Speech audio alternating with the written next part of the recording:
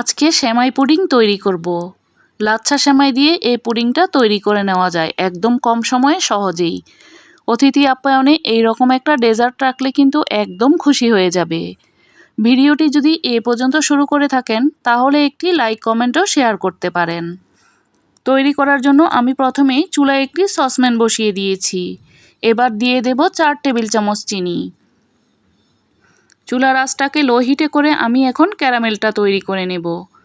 খুব বেশি বাড়িয়ে দিলে কিন্তু ক্যারামেলের কালারটা কেমন যেন কালচে হয়ে যায়। আমার ক্যারামেলটা কিন্তু এখন তৈরি হয়ে গিয়েছে। এবার আমি সসপ্যানের চারপাশে এই ক্যারামেলটাকে লাগিয়ে নিচ্ছি। এখন ঠান্ডা হবার জন্য ক্যারামেলটা এক পাশে রেখে দিয়ে চুলায় একটি প্যান বসিয়ে আমি আধা কাপ লাচ্ছা সেমাই দিয়েছি। এবার সেমাইটাকে মাঝারি লো হিটে করে আমি ভেজে নিচ্ছি।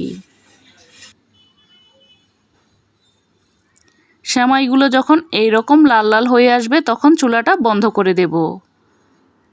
এবার একটি বোলের মধ্যে নিয়ে নেব 4টি ডিম। দিয়ে দেব 2 চিমটির মতো লবণ।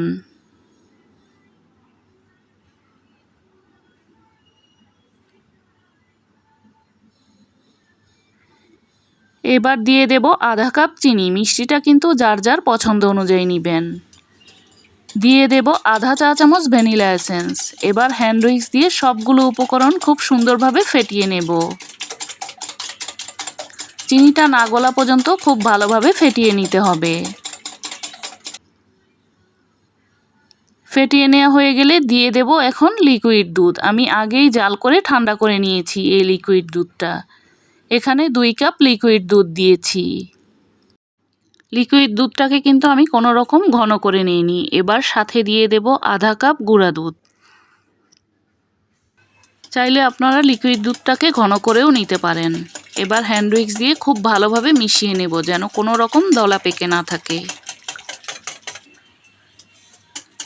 একটু সময় নিয়ে সুন্দরভাবে ফেটিয়ে নিয়েছি।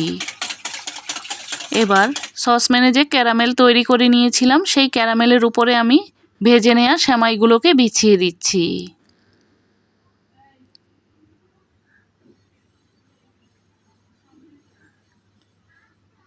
আমি প্যাচোলাটাকে এভাবে মাঝ বরাবর রেখে নিয়েছি যাতে সেমাইগুলো সরে না আসে। এবার ছাঁকনি দিয়ে সুন্দরভাবে ছেঁকে নিচ্ছি। চুলায় একটি পাতিলে আমি স্ট্যান্ড বসিয়ে পানি দিয়ে দিয়েছি। এবার পুডিংয়ের এই সসপ্যানটাকে বসিয়ে দিয়েছি। এবার ঢাকনা দিয়ে ঢেকে 25 মিনিট ভাপিয়ে নেব। 25 মিনিট পর আমি ঢাকনাটা খুলে দেখাচ্ছি। এখন আমি চুলাটা বন্ধ করে দিয়েছি। একটি টুথপিকের কাঠি ঢুকিয়ে দেখাচ্ছি। কাঠিটা কিন্তু একদম পরিষ্কার এসেছে। এবার আমি এই পুডিংটাকে 1 ঘন্টার জন্য নর্মাল ফ্রিজে রেখে দেব। 1 ঘন্টা পর আমি বের করে নিয়েছি। ছুরি দিয়ে চারপাশটা ছাড়িয়ে নিয়েছি। এবার মোল্ড আউট করে নিচ্ছি। মোল্ড আউট করার পর দেখতে এই রকম হয়েছে। এই পুডিংটা কিন্তু খেতেও ভীষণ মজার হয়েছিল। আজকে আমিও প্রথম তৈরি করলাম। এইভাবে যদি অতিথিদের সামনে তৈরি করে দেওয়া হয় তাহলে কিন্তু একদম খুশি হয়ে যাবে। আজকের মতো এখানেই বিদায় নিচ্ছি। আবারও দেখা হবে নতুন কোনো রেসিপি নিয়ে।